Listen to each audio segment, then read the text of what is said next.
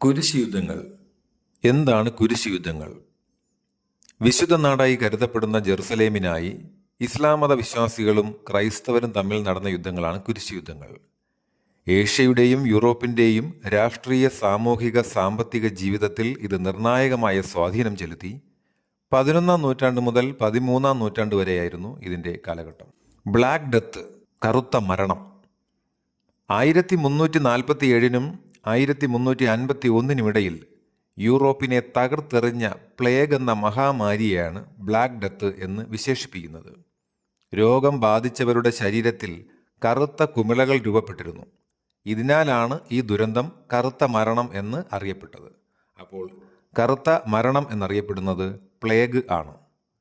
വാണിജ്യത്തിനായി വന്ന കപ്പലുകളിലൂടെ എത്തിയ എലികളിലെ ചെള്ള് വഴിയാണ് യൂറോപ്പിൽ പ്ലേഗ് പടർന്നു പിടിച്ചത്. Book keeping. ഒരു സ്ഥാപനത്തിൻ്റെ വരവും ചെലവും ദൈനംദിന അടിസ്ഥാനത്തിൽ ക്രമമായി രേഖപ്പെടുത്തുന്നതിനെയാണ് ബുക്ക് കീപ്പിംഗ് എന്ന് പറയുന്നത്.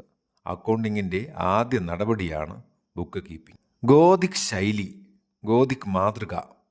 മധ്യകാലത്തിൻ്റെ 2ാം പകുതിയിൽ യൂറോപ്പിൽ വികസിച്ചു വന്ന വാസ്തുവിദ്യാ ശൈലിയായിരുന്നു ഗോതിക് ശൈലി.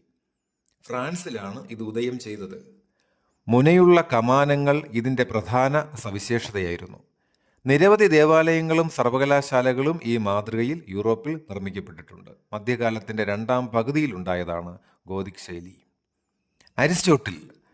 പ്രാചീന ഗ്രീസിൽ ജീവിച്ചിരുന്ന ചിന്തകനായിരുന്നു അരിസ്റ്റോട്ടിൽ. അദ്ദേഹത്തിൻ്റെ ആശയങ്ങൾ നവോത്ഥാന കാലത്ത് പുതിയ ചോദ്യങ്ങൾക്കും സംവാദങ്ങൾക്കും പശ്ചാത്തലമൊരുക്കി. 12-13 നൂറ്റാണ്ടുകളിൽ യൂറോപ്പിൽ അരിസ്റ്റോട്ടിലിൻ്റെ കൃതികൾ ലത്തീനിലും പ്രാദേശിക ഭാഷകളിലും വിവർത്തനം ചെയ്തു പ്രചരിപ്പിക്കപ്പെട്ടു. സത്യാന്വേഷണത്തിന് അദ്ദേഹം നൽകിയ പ്രാധാന്യവും പഠനങ്ങളുടെ വ്യാപ്തിയുമാണ് ഇതിന് കാരണമായത്.